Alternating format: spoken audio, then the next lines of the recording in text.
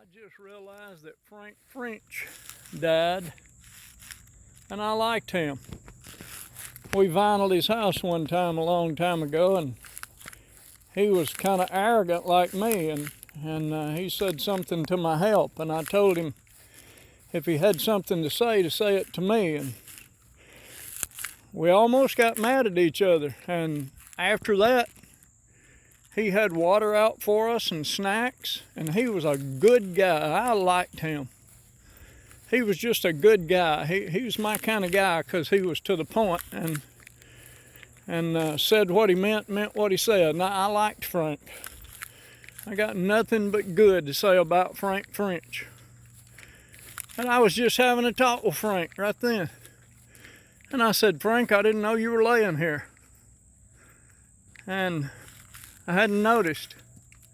Sadie and I come over here, and I just let her run and smell the smells and chase the animals and look and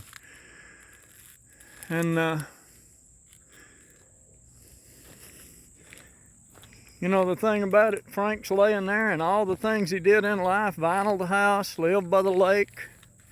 He lived down on Campground Road, off Coleman Park Road, and all the things he did in life. And now he's gone from the planet, and there ain't anything he can do to change one thing on this planet. And here I stand in a little old bitty patch of grass, and if you looked at me from Google Earth, if you zoomed out, I will be irrelevant. So he's irrelevant because he's gone, and I'm irrelevant and I'm still here. It just kind of don't make sense that we try to care about the things we care about. I mean, we shouldn't care about nearly as many things as we think we do. And there lays Alfred Comer right there. I remember when Alfred died, but I liked Alfred. Man, I like everybody, I think.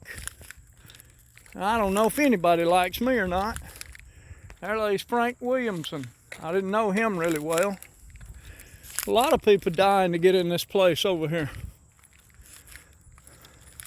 I'm not in a hurry to be here. Here lays Gerald Parsons. I remember when they put him there, and I liked Gerald. Gerald was always really good to me. He always smiled a lot. I didn't realize it'd been 2 years though. But my cousin Don took his own life, and it's been 9 years ago. 9 years already. I think of him every day, and it bothers me every day. People that kill themselves or die and leave you here without them don't realize what a hole you have in your heart where they were, and now there's nobody there. Sucks. It sucks to be here with nobody, because I got nobody, just a dog. Got my brother, but my brother's married and got a family and everything. He don't have time for me. But I guess it's okay. But you get over here in this place walking around, and you think about things different than you do when you're not here. Just makes you look at things different. Made me look at things different right up there the day I fell and hit my head on that tombstone. Busted my head open trying to play with Sadie. Hung my toe on one of these little square footstone blocks.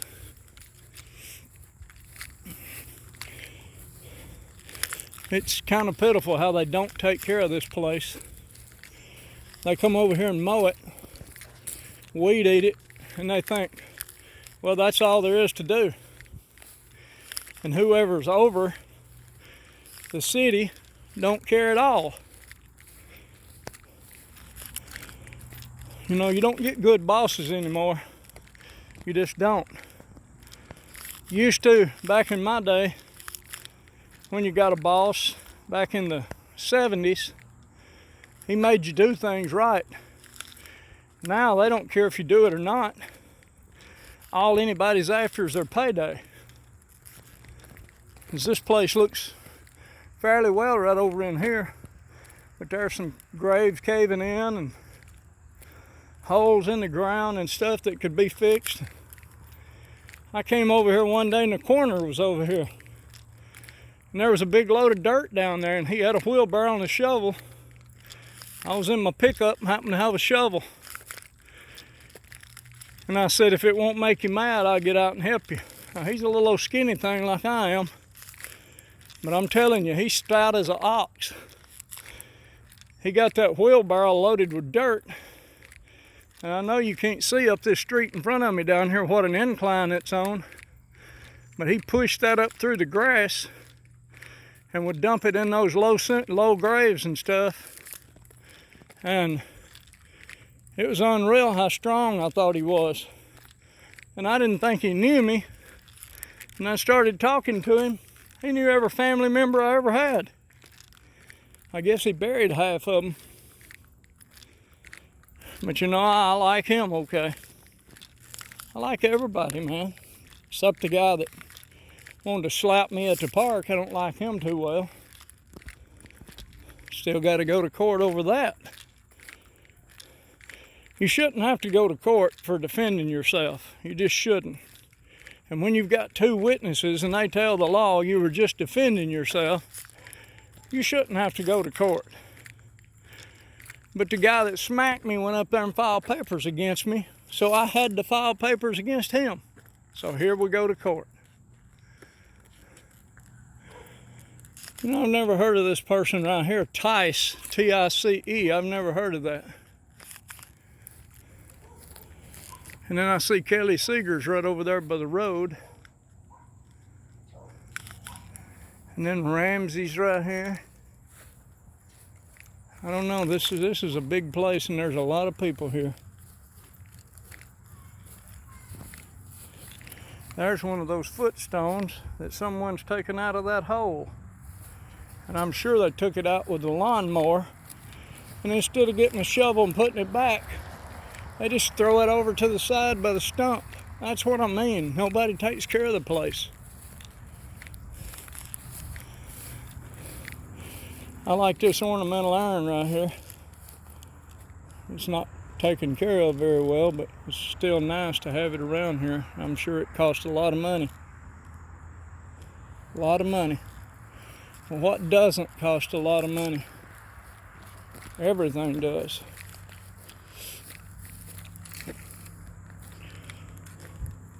If I was mayor of a city, I can assure you it will be taken care of better than what it is. I would give orders different than what they do. I would hire older people to be the boss, and I would carry them around in the truck and tell them what I expected. Like this place, someone should be here. Surely they make a jack that you can put under that stone right there and straighten it back up before it falls on over. And see, someone's worked on this grave themselves.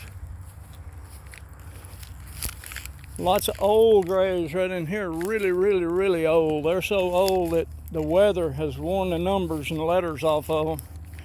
Can't even tell when they were put here. Well, there's one, 1950. That's a minute before I come here.